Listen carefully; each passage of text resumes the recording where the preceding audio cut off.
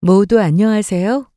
저는 50대 중반의 여성으로 여러분께 꼭 들려드리고 싶은 사연이 있어 이렇게 글을 보내게 되었습니다. 그러니까 그게 벌써 20년 전의 일인데 저에겐 바로 어제 일처럼 생생하기만 합니다. 지금이야 여자들도 살기 편해졌다지만 20년 전에는 지금과는 다른 세상이라 여자들이 살아가기에는 눈물이 많이 필요한 시절이기도 했습니다. 물론 저도 마찬가지고요. 제가 정말로 매운 시댁을 만나서 눈물과 콧물을 짰었거든요. 저는 아이를 못 가진다는 이유로 시어머니에게 온갖 시집살이와 괴롭힘을 당해야 했었습니다. 그러다가 결국 믿었던 남편놈까지 저를 배신하고 시어머니와 합심해 저를 집에서 내쫓고 말았죠.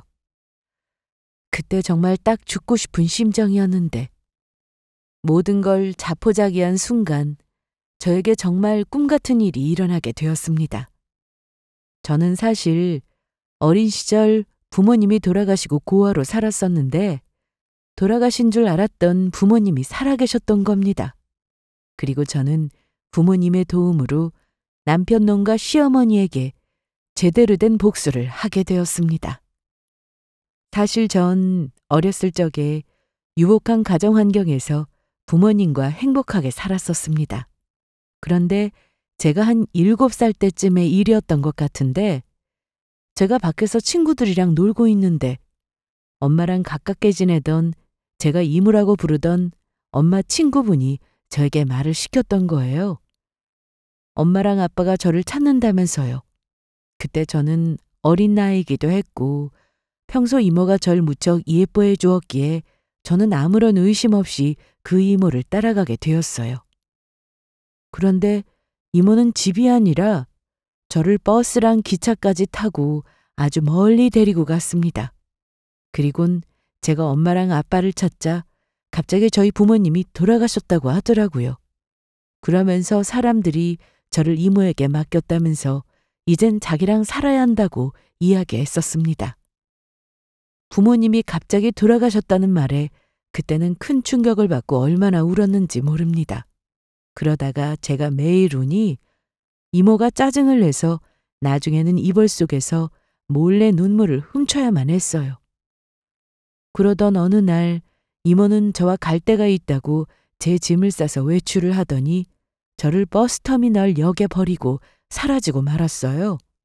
그리고 결국 저는 보육원에 보내져 고아로 살게 되었습니다. 그리고 부모님을 떠난 충격 때문이었는지 저는 그때 집 주소와 전화번호도 잃어버리고 제 이름과 나이밖에 기억을 하지 못했어요. 그냥 사람들한테 저희 부모님이 죽었다는 말만 계속했던 것 같았습니다. 그래서 제가 기억하는 거라곤 부모님과 함께한 몇 가지 추억들 뿐이었고 그나마 다행이라면 엄마가 만들어주신 분홍색 머리핀을 제가 가지고 있다는 사실이었죠. 저희 엄마가 손재주가 좋으셔서 음식도 잘 만드시고 머리핀이나 옷도 잘 만드셨거든요. 그래서 저는 부모님을 기억할 수 있는 엄마가 만들어주신 분홍색 머리핀을 정말로 제 보물처럼 소중히 간직했습니다. 그렇게 세월이 흘러 저는 나이를 먹게 되었고 고등학교를 졸업하고 바로 공장에 취직하게 되었습니다. 그때는 제가 고아인데다가 배운 기술도 없고 갈 곳도 없으니 기숙사까지 제공해주는 지방에 있는 공장이 딱이었던 것이죠. 그러다가 저는 친구의 소개로 남편을 만나게 되었고 저희는 연애를 하다가 결혼까지 하게 되었어요. 남편은 시아버지가 일찍 돌아가시고 시어머니랑 같이 살고 있었는데 그리 잘 사는 형편은 아니었습니다. 그래도 남편은 믿음직한 데다 제법 든든한 중소기업 회사를 다니고 있어서 제가 알뜰살뜰 살면 먹고 사는 것에는 큰 문제는 없었어요. 다만 문제라면 바로 시어머니의 시집살이였습니다. 시어머니는 제가 고아라고 근본도 없는 것이라며 남편과 결혼할 때부터 마음에 들어 하지 않으시더니 결혼하고 2, 3년이 흘러도 제가 아이를 못 가지자 저보고 애도 못 가지는 모자란 것이라며 엄청 구박을 하셨던 겁니다. 지금이야 세상이 좋아져서 그런 게 많이 사라졌다지만 그때는 시집살이가 지금과는 비교도 안 될 만큼 엄청났었으니까요. 제 어머니 시절에는 더 했었지만요. 그래도 남편이 제 편이라 힘들어도 꾹 참고 견딜 수 있었습니다. 시어머니의 구박도 그래도 하나밖에 없는 가족이니 내가 참고 견디며 살자 그렇게 생각했던 것 같아요. 그래서 남편 뒷바라지도 최선을 다했습니다. 남편은 회사 기술팀에서 근무를 하고 있었는데 저는 일부러 남편 잘 되라고 남편 직원들이며 남편의 회사 사장님을 저희 집에 자주 초대해 소박하지만 최선을 다해 정성 들여 밥을 해먹였거든요. 마침 저희 집이 남편네 회사랑 가깝기도 했고 주변에 괜찮은 식당이 별로 없어서 다들 제가 해주는 밥을 아주 좋아했었습니다. 전부 제 덕이라고 할 수는 없지만 그런 저의 노력 덕분인지 남편네 회사 사장님이 저희 남편을 잘 봐줘서 승진도 일찍 해 남들보다 빨리 과장해서 나중에는 부장까지 승진할 수 있었고요. 하지만 그런 남편도 시간이 흐르니 점점 변하기 시작했습니다. 저에게 매정하고 무심해지더니 나중에는 안 치던 사고까지 치고 말았죠. 친구의 말에 홀딱 넘어가 저 몰래 은행 대출까지 받아선 부동산에 투자했다가 홀라당 날리고 말았던 것이죠. 하지만 제가 남편을 원망할 틈도 없이 남편이 사기당한 일을 글쎄 시어머니는 제 탓을 하고 있었던 겁니다. 제가 남편 내절을 잘 못해서 그런 거라면서요. 그리곤 며칠 후 제가 고아라 저희 남편이 되는 일이 없다면서 시어머니가 갑자기 가방에 제 짐을 싸더니 추운 겨울인 엄동설안에 저를 붙잡아 집에서 내쫓았습니다. 너처럼 재수 없는 거 필요 없으니까 당장 우리 집에서 나가. 결혼한 지 10년 넘도록 애도 안 생기고 우리 아들 사기까지 당한 거 전부 근본도 모르는 너 같은 걸 며느리로 받아줘서 우리 집이 재수가 온 붙어서 그런 거다. 그래서 애미 너랑 이혼시키고 우리 아들 애도 잘 낳고 집안에 도움되는 며느리로 받아서 새장가 보낼 생각이니까 넌 그만 나가거라. 재수 없으니까 당장 우리 집에서 꺼지라고. 어머니, 왜 이러세요? 저 어머니 잘 모시면서 남편 뒷바라지 한 것밖에 없는데 저를 왜 집에서 내쫓느냐고요. 여보, 나 좀 살려줘. 당신 왜 가만히 보고만 있어? 어머니가 나 지금 집에서 쫓아내려고 한단 말이야. 나 좀 도와달라고. 하지만 남편은 시어머니가 집에서 저를 내쫓는 걸 보고서도 모르는 척 외면했습니다. 그래서 결국 저는 집에서 쫓겨나고 말았고 닫힌 대문을 두드리며 울고 말았죠. 어머니! 제가 잘못했어요. 제가 여기서 나가면 어디로 가서 살라고 그러세요? 저한테 가족은 남편이랑 어머니밖에 없는데 저보고 앞으로 어떻게 살라고 이러시냐고요. 하지만 집 대문은 끝끝내 열리지 않았고 저는 근처 여관에서 날을 새다가 이른 아침 다시 집으로 찾아갔습니다. 그리고 저는 그곳에서 아주 엄청난 일을 목도하게 되었죠. 남편과 시어머니가 아주 잘 차려입은 모습으로 이른 아침 집 밖으로 나왔던 거예요. 그래서 아무 사정도 모르고 남편과 시어머니에게 매달리는 저에게 시어머니는 충격적인 이야기를 꺼냈던 겁니다. 여보, 어머니, 저 버리지 말아주세요. 제발 한 번만 기회를 주세요. 지금 우리가 어디 가는 줄 아냐? 우리 아들이 얼마나 잘났으면 아직 너랑 이혼도 안 했는데 벌써 우리 아들 좋다고 선보겠다는 여자가 있지 뭐냐. 그래서 지금 우리 맞선 보러 간다. 당신 지금 어머니가 하는 말 거짓말이지? 당신 어떻게 나한테 이럴 수 있어? 아무리 그래도 우리 10년 동안 같이 산 부부잖아. 그런데 어떻게 날 두고 이럴 수 있느냐고! 그러게 누가 애도 못 낳고 살래? 내 주변에서는 나보다 늦게 결혼한 친구들도 전부 애 낳고 잘 살던데 당신은 그동안 뭐 한 거야? 게다가 지금 선보러 가는 여자는 직장도 다니고 해서 모아둔 돈도 많고 집도 하나 있대. 그래서 내가 진 빚도 전부 갚아주고 애도 낳아준다고 했어. 그런데 당신은 그동안 뭐 했어? 당신 고아여서 내가 힘들 때 처가덕을 볼 수 있나? 그렇다고 당신이 능력 있어서 직장을 다녀서 돈을 벌어와? 이제 세상도 변했고 요즘은 여자도 능력 있어야 산다고. 그래서 나도 돈 많고 능력 있는 아이 가질 수 있는 여자 얻어서 살 생각이야. 뭐? 이런 거지 같은 자식이 다 있어! 너야말로 지금 세상이 어떤 세상인데 그런 개소리를 해? 지금 7, 80년대도 아니고 애 못 낳는다고 아직 이혼도 안 한 자기 마누라 두고 어디서 선을 본다고 그러냐고! 너 이거 엄연히 바람이야. 그리고 우리 아이 안 생겨서 내가 병원 가보자고 해도 네가 싫다고 해서 안 간 거잖아. 내 탓만 하면서 아무 노력도 안 한 건 너였잖아. 그런데 이제 와서 그런 헛소리를 해? 이 보르장머리 없이 그 주둥이 탁치지 못하겠어? 고아라서 그런가 못 배워서 그런가 하는 짓도 아무 근본도 없고 천박해서는 이게 지금 어디서 지 남편한테 큰 소리를 치고 있어? 지금이라도 우리 아들이랑 이혼시키기로 하길 잘했지. 아주 저게 우리 집안 말아먹을 것이었어. 저도 그때는 참지 않았습니다. 그동안은 아무리 저에게 못되게 굴어도 가족이라 생각하고 참고 넘어갔지만 이젠 아니었어요. 저는 배신한 인간들 따위 이제는 제 가족도 뭣도 아니었으니까요. 그래서 저는 남편놈과 시어머니에게 달려들어 머리채를 잡아버렸습니다. 그러자 시어머니랑 남편놈이 엄청 놀라더라고요. 이게 지금 뭐 하는 짓이냐? 다 낡은 시어머니 머리채 잡고 어디서 베어먹은 버르장머리냐고! 당장 놓지 못하겠어?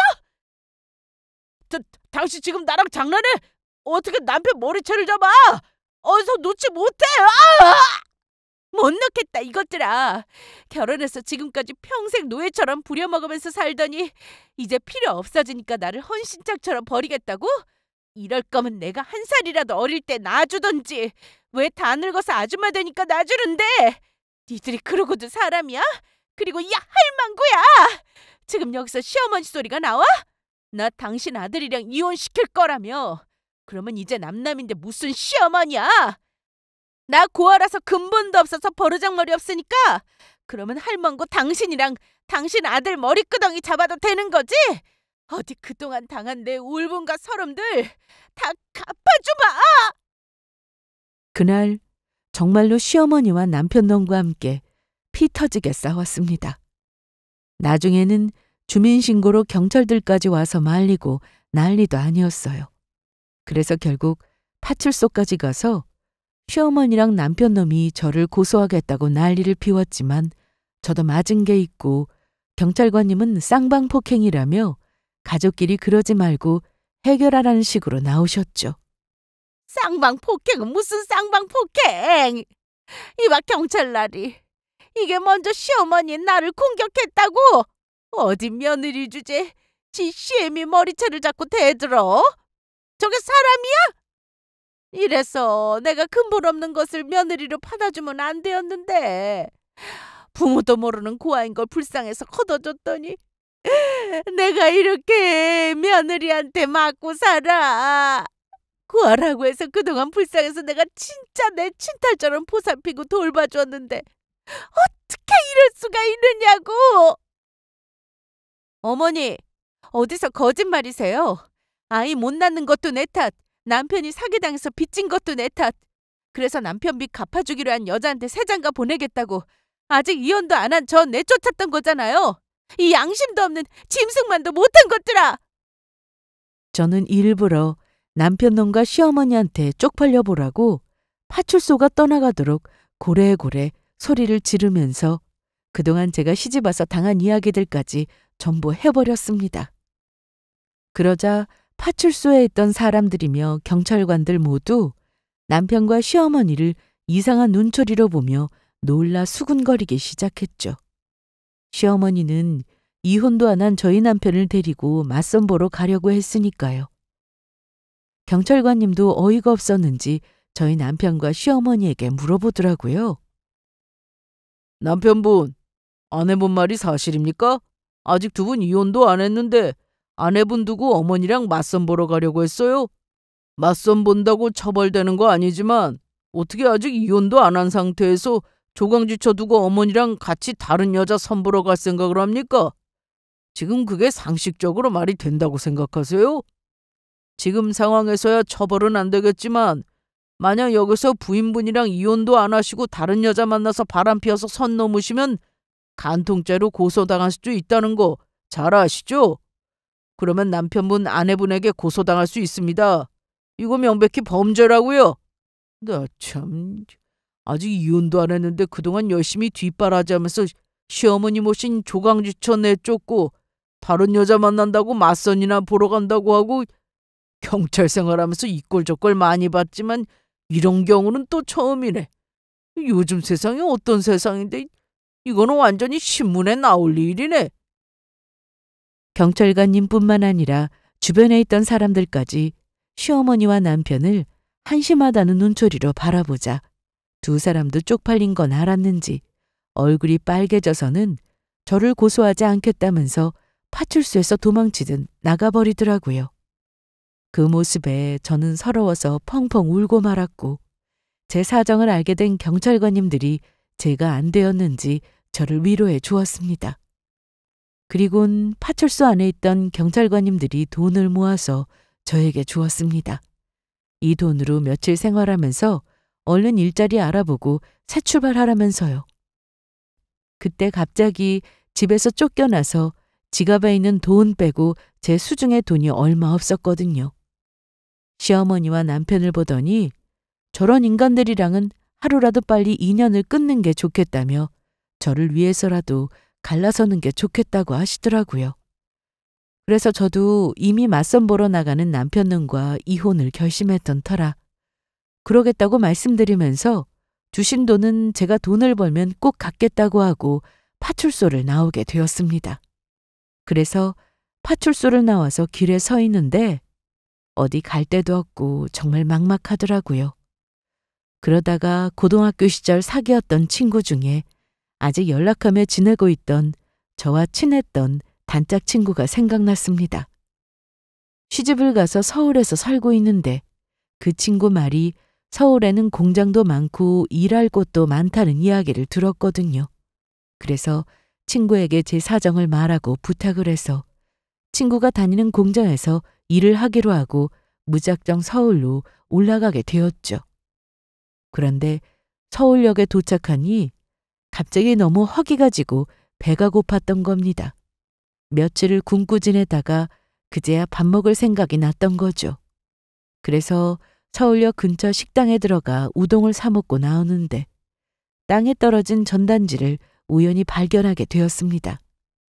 평소라면 그냥 무시하고 지나쳤을 텐데 저는 저도 모르게 땅에 떨어진 전단지를 줍게 되었어요. 왜냐하면 전단지는 잃어버린 아이를 찾는다는 전단지였는데 그 아이의 얼굴이 아무리 봐도 어릴 적 제 모습이랑 똑같았거든요. 게다가 전단지 내용을 보다 저는 너무 깜짝 놀라고 말았어요. 전단지 제목에 1970년 이윤숙을 찾습니다 라고 적혀 있었으니까요. 얼굴뿐만 아니라 이름도 태어난 연도도 저랑 같았던 겁니다. 그리고 특징에 이웃집 여자가 금전을 요구하면 납치되었다고 적혀 있었는데 그때 저는 엄마랑 아빠가 찾는다며 저를 데리고 갔던 이웃집 이모 얼굴이 떠올랐어요. 그리고 문득 어떤 느낌을 강하게 받았습니다. 지금 이 전단지 내용을 외면하면 안 된다고요. 그리고 어쩌면 그 이모라는 사람이 저를 부모님한테 데려다 주겠다고 납치했는지도 모르겠다는 생각이 들었습니다. 어릴 적에는 몰랐었는데 생각해보니 엄마랑 아빠가 저를 찾는다며 데려가더니 죽었다고 했던 것이 너무 이상하다는 생각이었습니다. 그래서 저는 떨리는 마음으로 용기를 내서 근처 공중전화로 찾아가 전단지에 있던 전화번호로 연락을 하게 되었습니다. 이미 제 핸드폰은 남편 놈이 자기 돈으로 내는 핸드폰 비용이라며 끊어버린 상태라 연락할 방법이 공중전화밖에 없었거든요. 그리고 전화를 걸자 조금 나이가 있어 보이는 여성의 점잖은 목소리가 들려왔습니다. 여보세요? 죄송한데 전단지 보고 전화드렸거든요. 1970년생 이윤숙을 찾는다고요. 그런데 제가 고아에 1970년생이고 이름이 이훈숙이라 전화를 드리게 되었어요. 뭐라고요? 그러자 여성분은 낮에 서울역으로 가서 본인이 전단지를 돌린 것이라며 바로 자기가 있는 집 주소를 알려주며 찾아와 달라고 하더라고요. 그래서 여성분이 알려준 집 주소로 찾아가 초인종을 누르니 집에서 일하는 가정부분이 마중을 나와주셨습니다. 그래서 가정부분을 따라가 집안 거실 소파에 앉게 되었는데 집안을 살펴보니 아주 잘 사는 집 같았어요. 그리고 얼마 지나지 않아 저와 통화한 한 여성분과 남성분이 거실로 나오셨습니다. 그리고 두 분은 자신을 이윤숙의 부모님이라고 소개를 하더라고요. 그리곤 여성분이 먼저 저에게 말을 거셨어요. 본인이 이윤숙이라고 했죠? 그리고 7살 때 부모님을 잃어버렸고. 네, 사실은 저희 부모님은 돌아가셨어요. 돌아가셨다고요? 그러면 여기는 왜 찾아온 건가요? 물론 제가 찾아와 달라고 해놓고 이런 말하기는 미안한데 저희 부부가 저희 딸 찾으려고 하는 동안 사기를 많이 당했거든요. 저희 딸이 어디 있는지 안다면서 전화해서 돈 요구하거나 저희 딸이라고 찾아와서 사기치려는 사람까지 있었어요. 그러니까 지금 저희한테 속이거나 사기치려고 하는 거면 그만두시는 게 좋을 겁니다. 저희도 이젠 참지 않을 생각이니까요. 그런 게 절대 아니라, 그러니까 그게 이모가 분명히 부모님이 돌아가셨다고 했지만 왠지 전단지 보니까 사진 속 아이가 저인 것 같아서, 그래서 확실하게 하고 싶어서 이렇게 연락드려서 찾아오게 된 거예요. 사실 저한테 부모님이 돌아가셨다고 했던 사람이 저희 엄마 친구로 옆집에 살던 이모였거든요. 그리고 저는 제 사연에 대해 이야기해주게 되었습니다. 그러자 제 이야기를 들을수록 여성분이며 남성분이 놀라더니 표정이 점점 변하기 시작했습니다. 그리곤 어느 순간 저에게 다급하게 물었어요. 은숙 씨, 혹시 어릴 때 기억나는 다른 건 없었어요? 다른 사람들은 모르고 은숙 씨나 은숙 씨 부모님만 알고 있는 그런 거요. 그래요. 그런 게 있다면 아주 사소한 거라도 좋으니까 이야기 부탁합니다. 두 분의 말에 저는 떠오르는 게 하나 있었습니다. 그래서 재빨리 제 짐가방을 열어 보육원에 들어갈 당시의 제 사진과 제가 보관하고 있던 것을 꺼내 보여드렸습니다. 그리고 이게 도움이 될지 모르겠지만 제가 발견 당시 찍었던 제 사진이랑 제가 가지고 있던 머리핀이에요.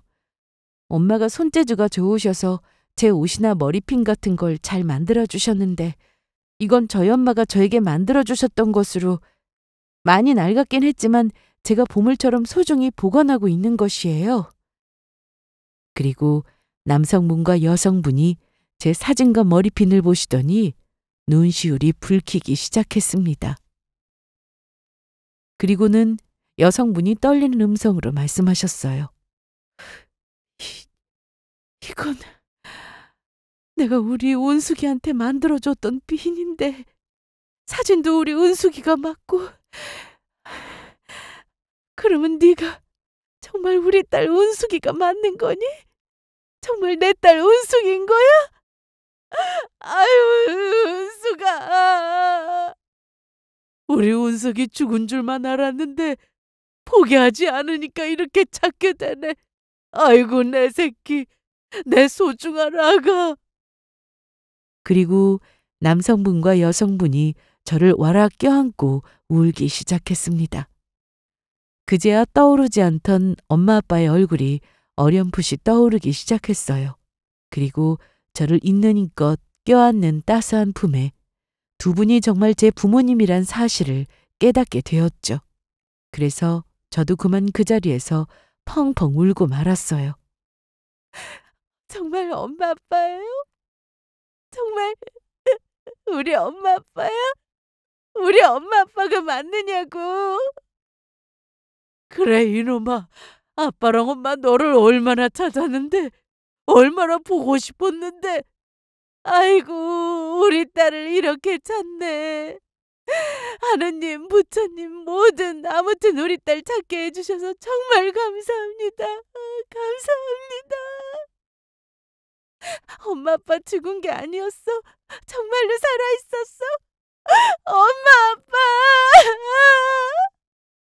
그날 저희 셋이 부둥켜 안고는 서로의 얼굴을 어루만지고 보면서 확인하고 또 확인했죠.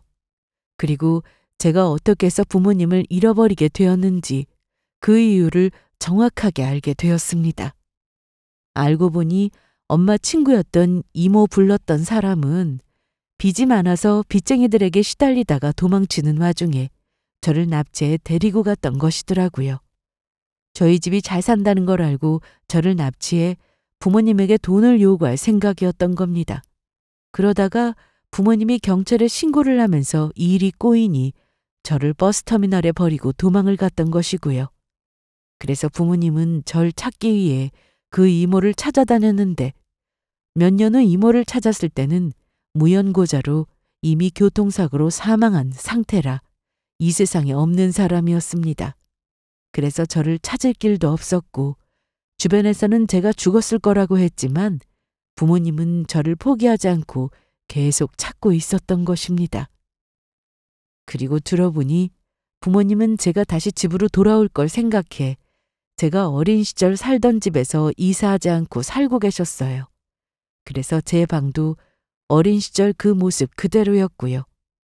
부모님이 얼마나 열심히 청소하며 관리하셨는지 방의 어릴 적 모습 그대로라 너무 깜짝 놀랐습니다. 그래서 저는 그동안 제가 어떻게 살았는지 제 자초지정에 대해 부모님에게 말씀드리게 되었죠. 그리고 저희 남편과 시어머니 이야기에 부모님은 분노하고 말았습니다. 이 괘씸한 것들이 감히 우리 딸을 그렇게 고생시키고 헌신짝 버리듯 버려?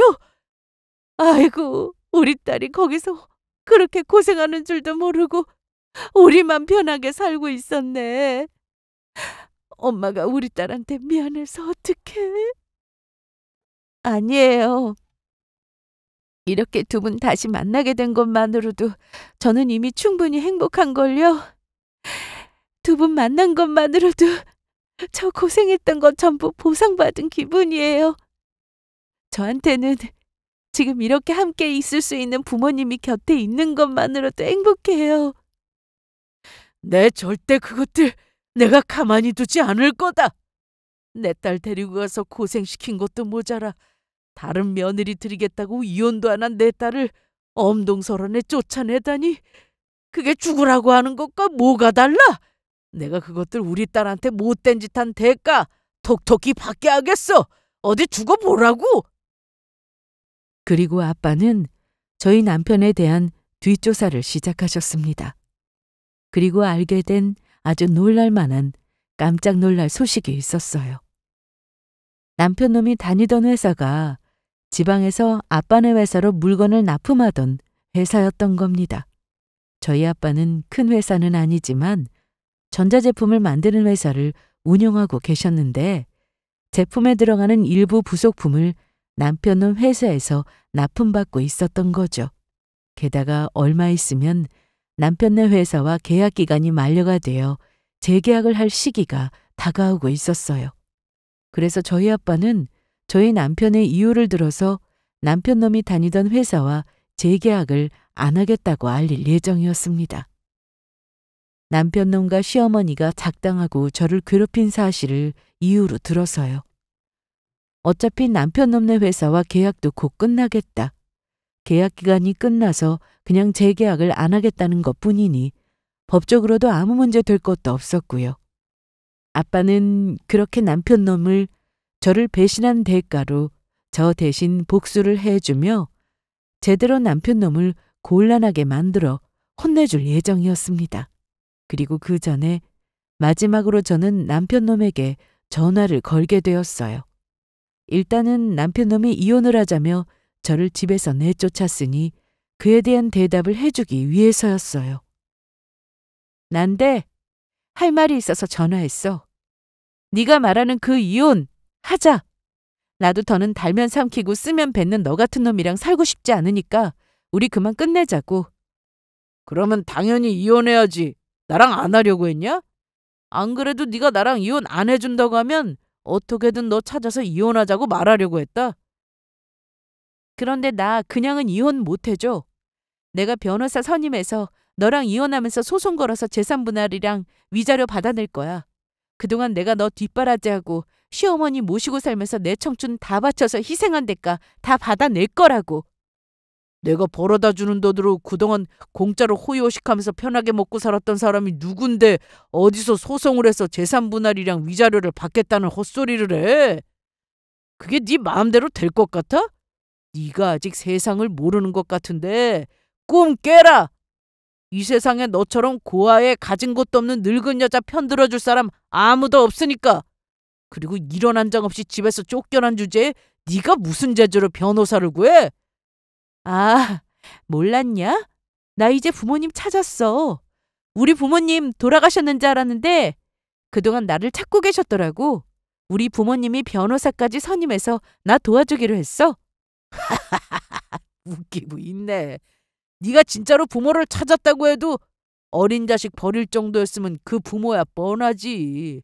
돈 없는 가난뱅이에 가진 게 없으니까 널 버렸을 거 아니야. 그런 부모가 도와주긴 뭘 도와줘? 이게 어디서 약을 팔고 있어. 어디 변호사 선임해서 나한테 재산 분할이랑 위자료 청구 소송해서 돈 뜯어갈 수 있으면 뜯어가 봐. 그러면 내가 진짜로 줄 테니까. 그리고 우리 이혼하는 거 전부 네 탓 아니냐? 아이도 못 가져서 임신도 못하는 너 때문에 지금 이혼하는 거잖아. 지금 누구 때문에 이혼하는 건데 그런 헛소리를 해. 너야말로 나랑 이혼하면서 내가 그동안 먹여주고 입혀준 값 줘야 할 거다. 정말 그럴까? 어디 너 언제까지 그렇게 웃을 수 있나? 내가 두고 볼게. 남편 놈은 모르고 있었습니다. 이제 세상이 변했다는 걸요.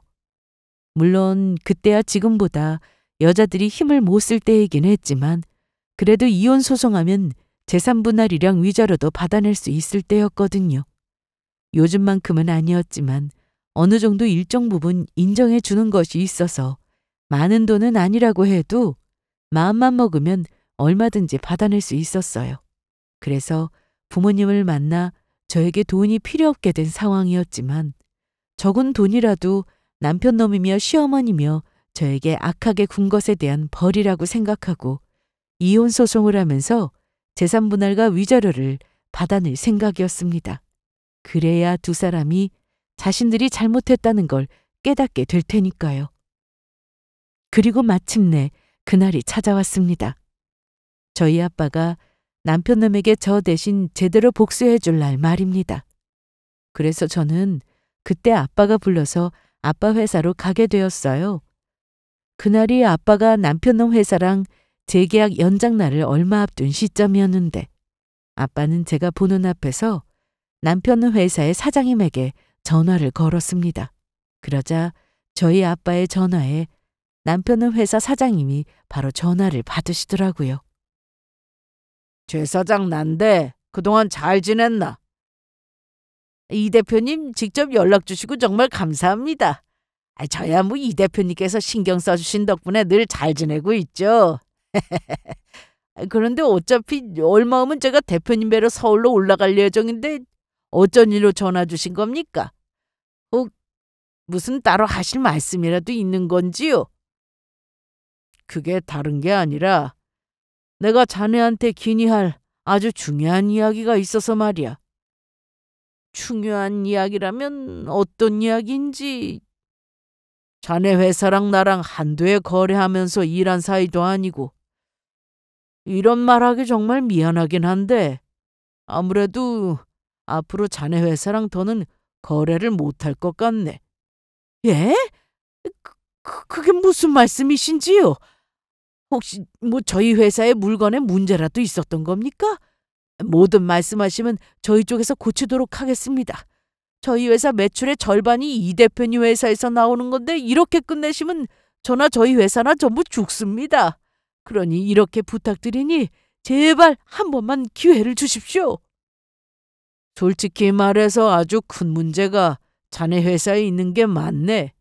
그래서 내가 몇 번이고 생각해서 자네를 봐서라도 기회를 주고 싶어도 아무래도 그 문제 때문에 더는 거래가 어려워 보여. 도대체 무슨 문제 때문에 그러신 겁니까? 말씀만 해주시면 전부 제가 고치도록 하겠습니다. 그렇다면 솔직하게 말하겠네.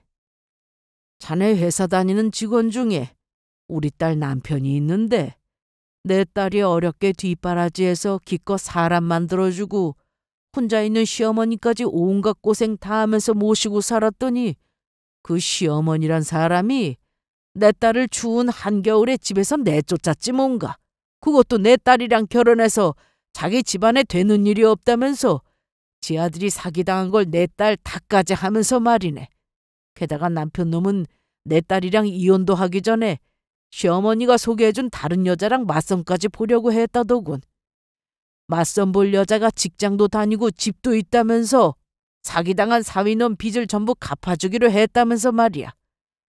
내 딸 눈에 피눈물 나게 만든 그런 되먹지 못한 놈이 최 사장 회사를 다니고 있는데 누구 좋으라고 내가 자네 회사랑 계속 거래를 할 수 있겠나? 뭐라고요? 그런 천하의 처죽일 놈이 저희 회사 직원이란 말입니까?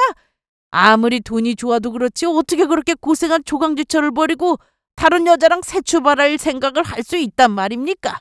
저도 그런 쓰레기 같은 직원 필요 없습니다. 당장 누군지 잡아내서 이 대표님 회사 찾아가서 따님께 사죄하게 만들겠습니다. 그러니 그 직원이 누구인지 알려주십시오. 자네 회사 기술팀 직원 중에 김민철 부장이라고 있지? 바로 그 사람이네. 뭐라고요? 그러면 김민철 부장 아내가 대표님 따님이었단 말입니까? 김 부장 말로는 안 사람이 고아라고 했던 것 같은데. 이 대표님, 조금만 기다려 주십시오. 제가 당장 지금 김 부장 데리고 대표님을 찾아뵙도록 하겠습니다. 지금 당장 달려가죠. 그리고 몇 시간도 안 돼서 남편놈 회사의 사장님인 최 사장님이 남편놈을 데리고 직접 운전해서 저희 아빠 회사로 찾아오셨습니다. 그러자 남편놈은 이미 저희 아빠 회사로 올라오는 내내 최 사장님에게 혼이 난 것인지 저희 아빠 사무실에 들어오는 순간부터 잔뜩 주눅이 들어서 울상이 되어 있더라고요. 게다가 굉장히 억울한 얼굴을 하고선 계속해 자기 변명을 하기 바빴습니다.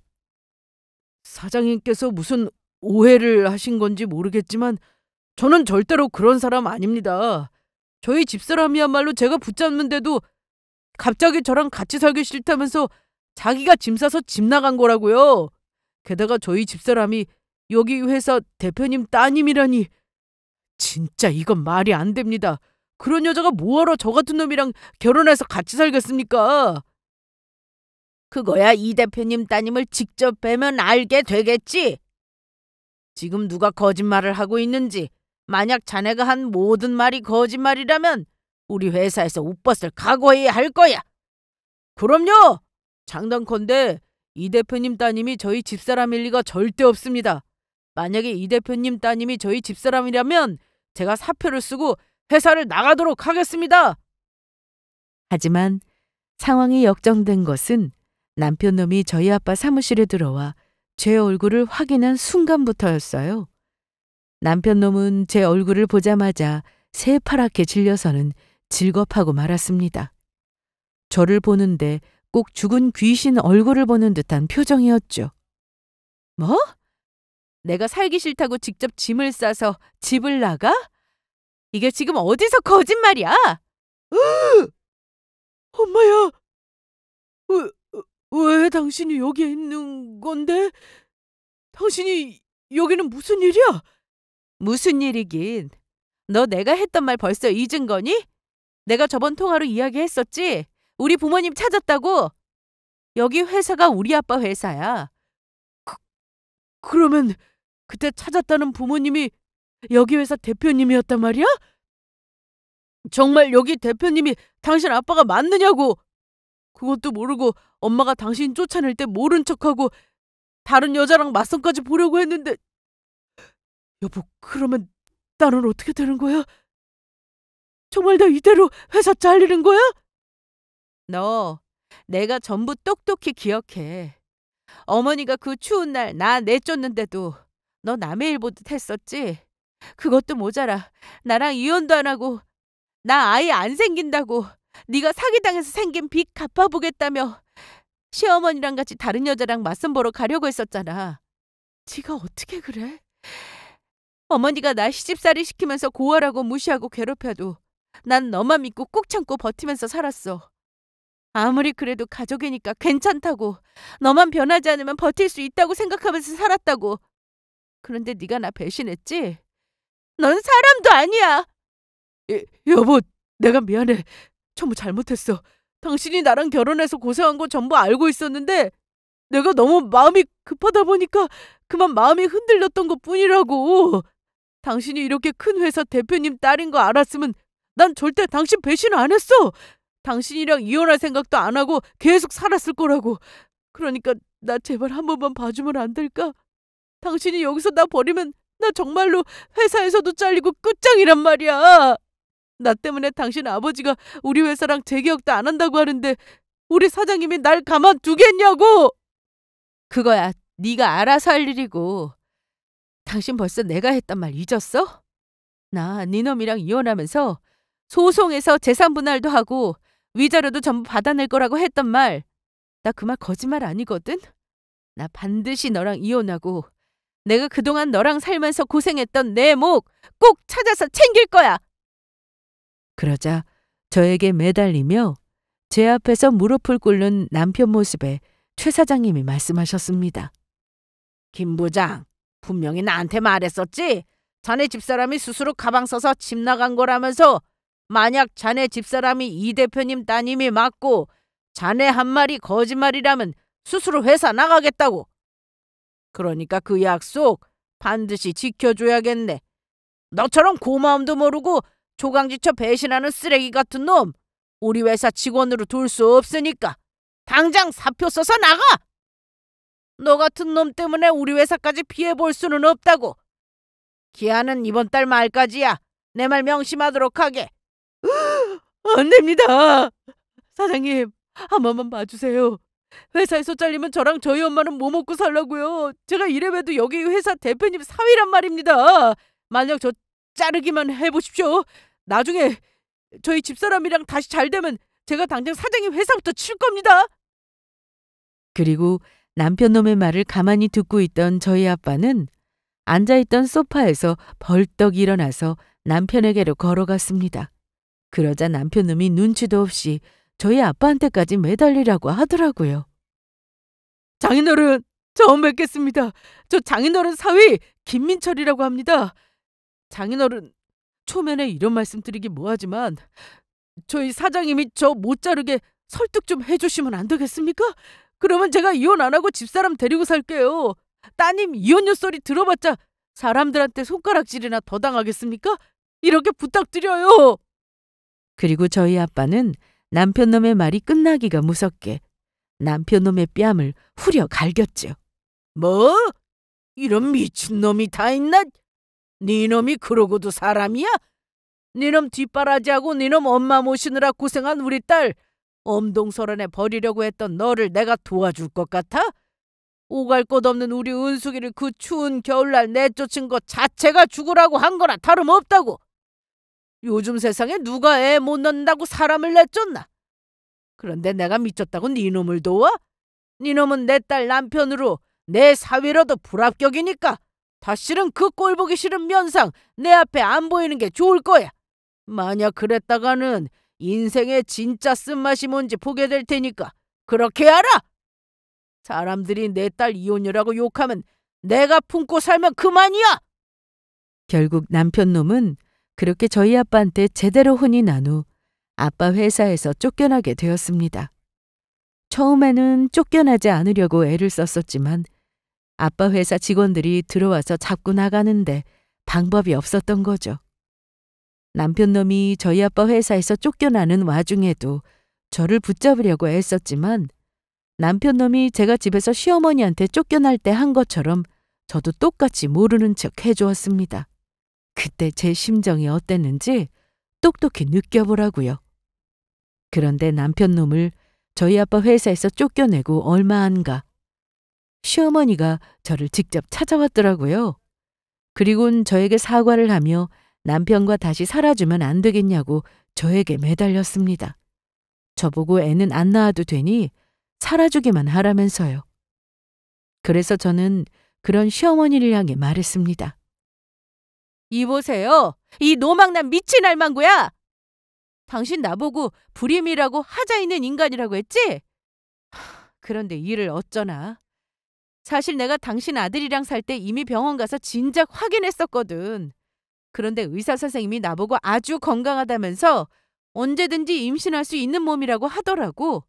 그러면서 만약 지금까지 임신 안 된 거 보면 내가 아니라 당신 아들한테 문제가 있을 가능성이 크다고 했어.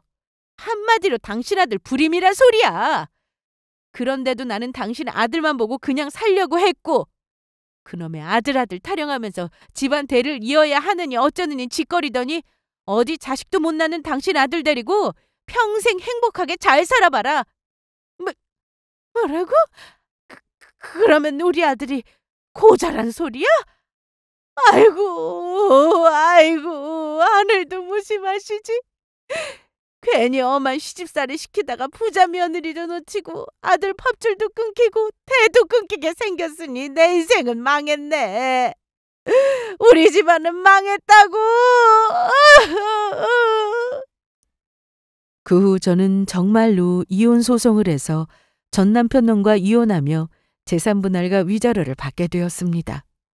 얼마 안 되는 돈이었지만 그래도 전 남편 놈과 시어머니 잘못이 인정된 것이니 그걸로 충분했습니다. 그 후 지인에게 들으니 시어머니는 충격으로 화병이 나서 몸져 누웠다고 하고 전 남편 놈도 회사에서 잘리고 나서 은행 대출금은 갚느라 노가다 일을 하고 있다고 하더라고요. 게다가 전 남편 놈과 맞선을 보려고 했던 여자는 정상적인 직장 생활을 하는 여자가 아니었습니다. 밤에 술집을 다니는 여자로 집도 엄청 빚을 져서 산 거라고 하고요. 시어머니나 전 남편 성격에 그런 여자를 집안으로 들일 사람들이 절대로 아니었죠.